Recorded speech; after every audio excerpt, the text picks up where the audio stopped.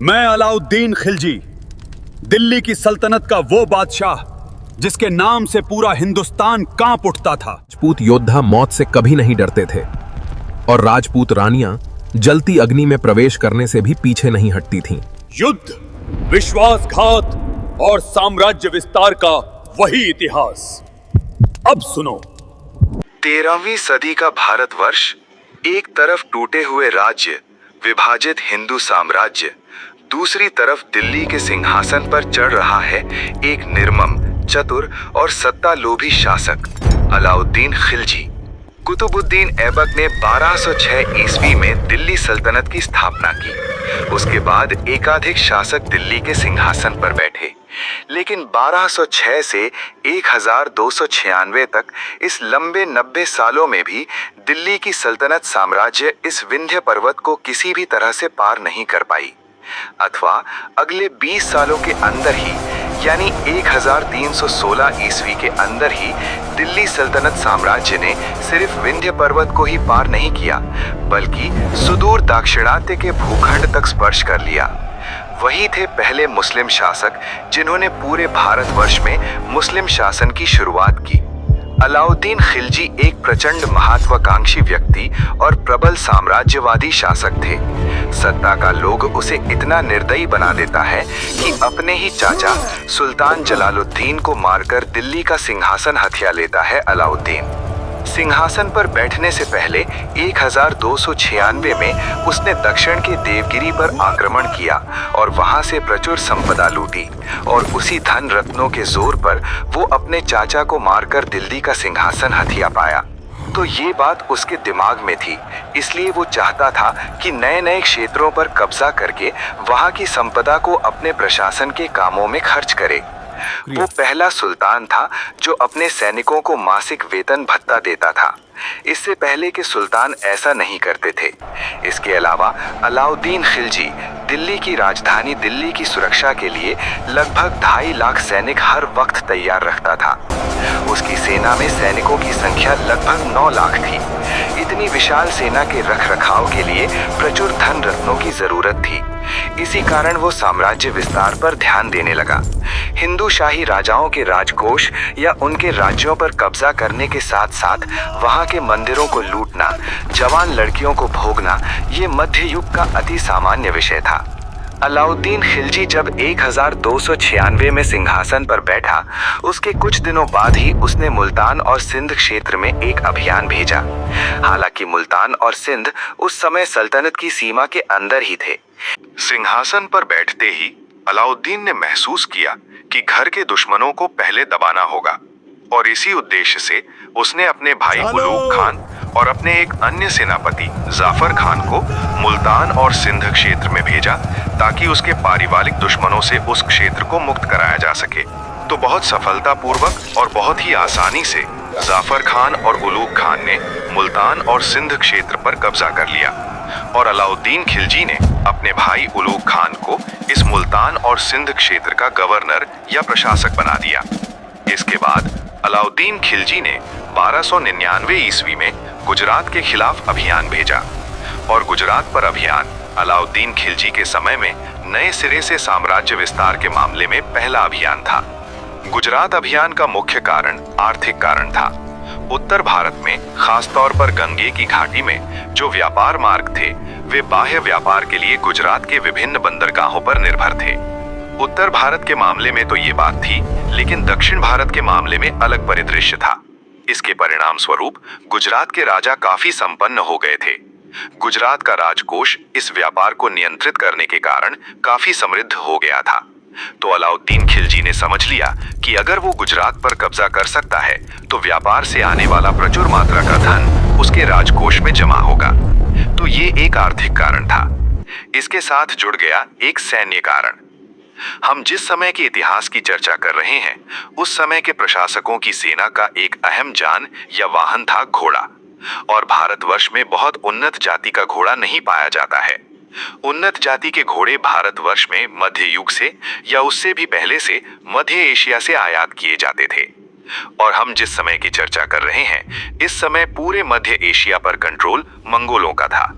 चूंकि मंगोलों से अलाउद्दीन खिलजी का विवाद चल रहा था, इसलिए इस रास्ते से घोड़े लाना संभव नहीं हो पा रहा था।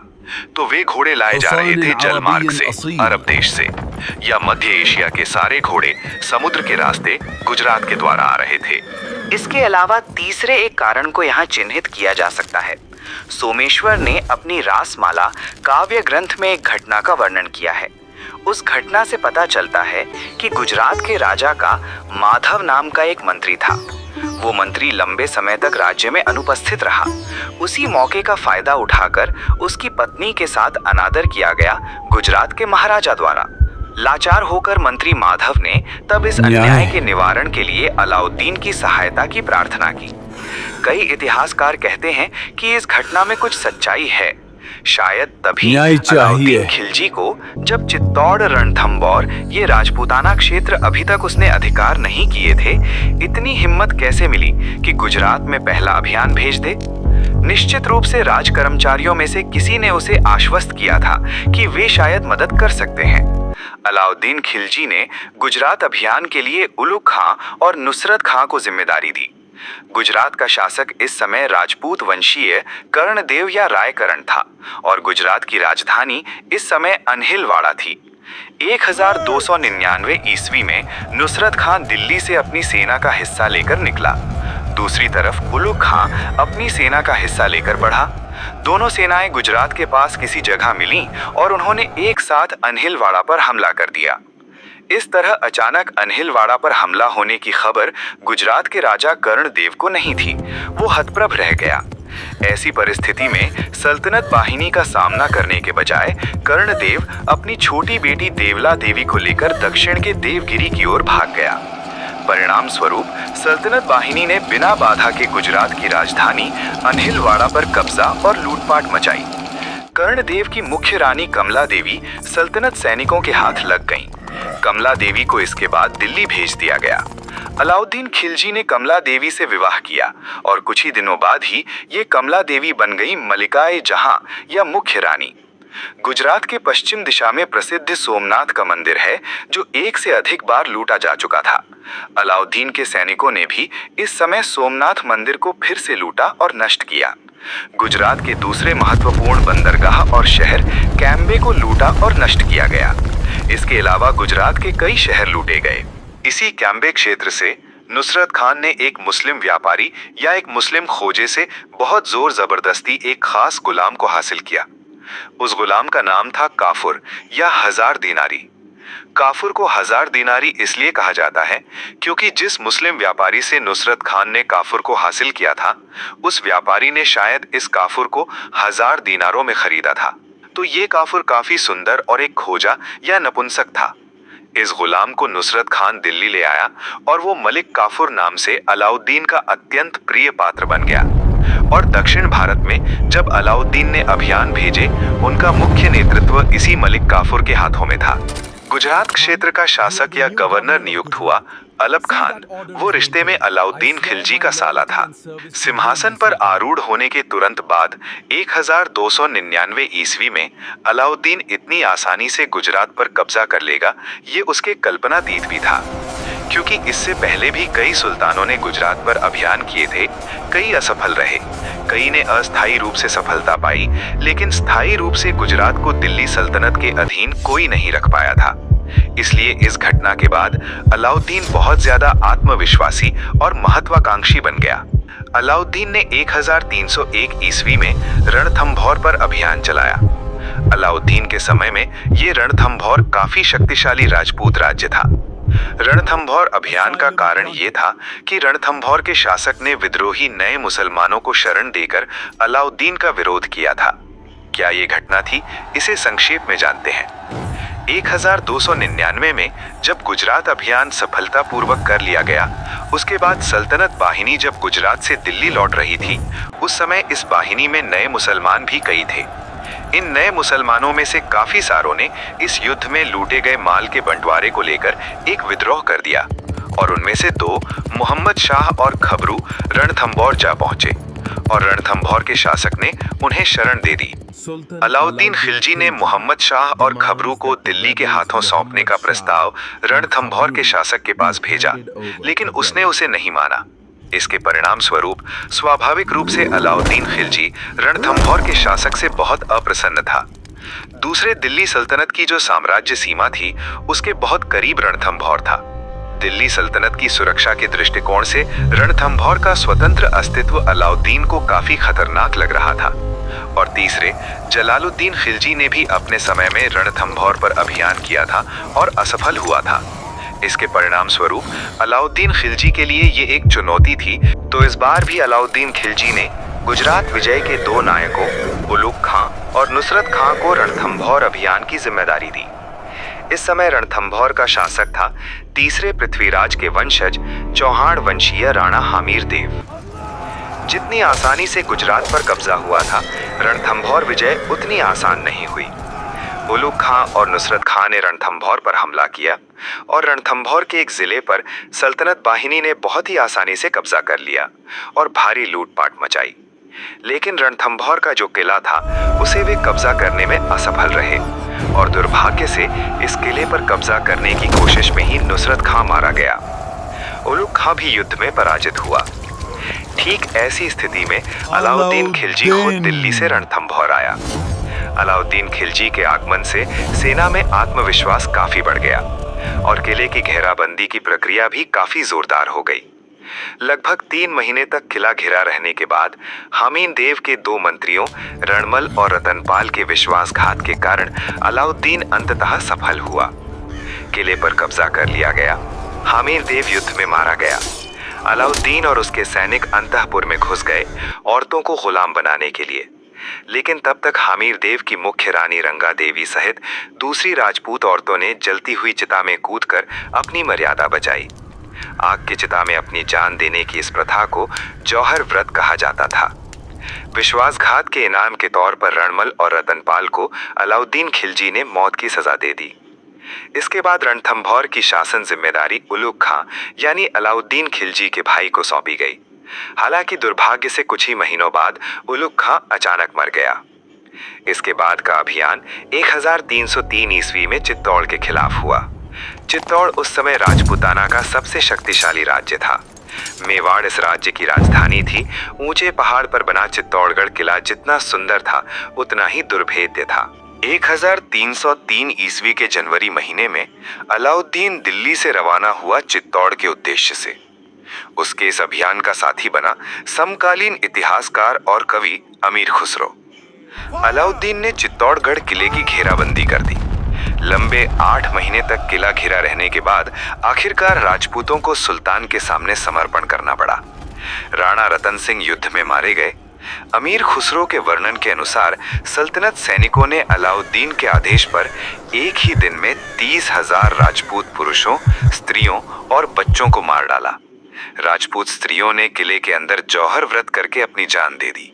अलाउद्दीन ने अपने नाबालिग बेटे खिज्र खान को चित्तौड़ का प्रशासक नियुक्त किया और इसी खिज्र खान के नाम पर ही चित्तौड़ का नाम खिजराबाद रखा गया। लेकिन खिज्र खान ज्यादा दिनों तक चित्तौड़ में नहीं रह पाया क्योंकि चित्तौड़ के राजपूत इतने स्वतंत्र विचारों वाले थे कि उन्होंने तरह तरह से कोशिश की कि यहाँ से सल्तनत शासन को हटाया जाए और आखिरकार खिज्र खान दिल्ली लौट गया। चित्तौड़ के बाद अलाउद्दीन खिलजी ने 1305 ईस्वी में जो अभियान भेजा वो था मालवा के खिलाफ। मालवा का पठार विंध्य पर्वत के उत्तर में स्थित था। 1305 ईस्वी में उस समय मालवा का राजा महालक देव था। आइनुल मुल्क मुल्तानी पर मालवा अभियान की जिम्मेदारी दी अलाउद्दीन खिलजी ने। मालवा के राजा महालक देव पराजित हुआ तो मालवा के उज्जैनी, चंदेरी, मांडू दिल्ली के अधीन हो गए। आइनुल मुल्क, तुम्हें मलवा का इख्तदार नियुक्त किया जाता है। 1305 ईस्वी में अलाउद्दीन खिलजी ने मालवा क्षेत्र का शासक आइनुल मुल्क को बनाया। राजपूताना के कुछ और छोटे मोटे क्षेत्र थे जिन्हें अलाउद्दीन खिलजी के समय में कब्जा कर लिया गया। उनमें से 2 उल्लेखनीय अभियान हैं। पहला शिवाना पर कब्जा जो हुआ 1308 ईस्वी में। उस समय शिवाना का राजा परमार वंश का राजपूत शीतल देव था। उसने इस समय दिल्ली के अधिकार को नकारने का साहस दिखाया और इसी वजह से अलाउद्दीन खुद दिल्ली से शिवाना अभियान पर गया। 1308 ईस्वी में अलाउद्दीन ने शिवाना के किले पर कब्जा किया। शीतल देव मारा गया। अलाउद्दीन ने अपने सेनापति कमालुद्दीन गुर्ग को यहाँ की शासन जिम्मेदारी देकर दिल्ली वापस आ गया। यानी कमालुद्दीन गुर्ग शिवाना क्षेत्र का प्रशासक या इक्तेदार बना। इसके बाद का अभियान था जालोर के खिलाफ। 1311 ईस्वी में अलाउद्दीन खिलजी के समय में जालोर पर कब्जा किया गया। शिवाना के बगल में ही जालोर नामक एक छोटा राजपूत राज्य था। उस समय जालोर का राजा चौहान वंशीय कन्हार देव था। सल्तनत वाहिनी शुरू में जालोर पर कब्जा करने में असफल रही। अलाउद्दीन खिलजी ने कमालुद्दीन गुर्ग को जालोर पर कब्जा करने की जिम्मेदारी दी। कमालुद्दीन गुर्ग उस समय शिवाना का प्रशासक था, तो उसने अब जालोर पर कब्जा करने की जिम्मेदारी ली। उसने 1311 ईस्वी में जालोर पर कब्जा कर लिया। भारी लूटपाट हुई, खास तौर पर हिंदू मंदिरों में। सल्तनत वाहिनी ने कई मंदिरों को नष्ट भी किया। अलाउद्दीन खिलजी ने कमालुद्दीन गुर्ग को शिवाना सहित इस जालोर क्षेत्र का प्रशासक बना दिया। 1311 ईस्वी में जालोर पर कब्जा करने के साथ ही पूरे राजपूताना में दिल्ली का आधिपत्य स्थापित हो गया। समस्त उत्तर भारत, काबुल से विंध्य पर्वत की उत्तरी सीमा तक अलाउद्दीन खिलजी ने जिस तरह से प्रत्यक्ष साम्राज्य स्थापित किया, दक्षिण भारत के मामले में उसने वैसा नहीं किया। उसके दक्षिण भारत विजय का मुख्य लक्ष्य था लूटपाट, और दक्षिण भारत से उसने जितनी मात्रा में सोना, चांदी, मणि माणिक्य हासिल किए, वो सुनकर कब्र में पड़ा चंगेज खान भी कब्र से उठकर बैठ जाता। अनमोल कोहिनूर हीरा भी लूटा गया था इसी दक्षिण भारत अभियान के दौरान। दक्षिण भारत में अलाउद्दीन खिलजी के अभियानों और उनकी भयावहता पर विस्तार से चर्चा करेंगे अगले वीडियो में। तो अच्छे रहिए, स्वस्थ रहिए। ऐसे ही और वीडियो पाने के लिए चैनल को सब्सक्राइब कीजिए।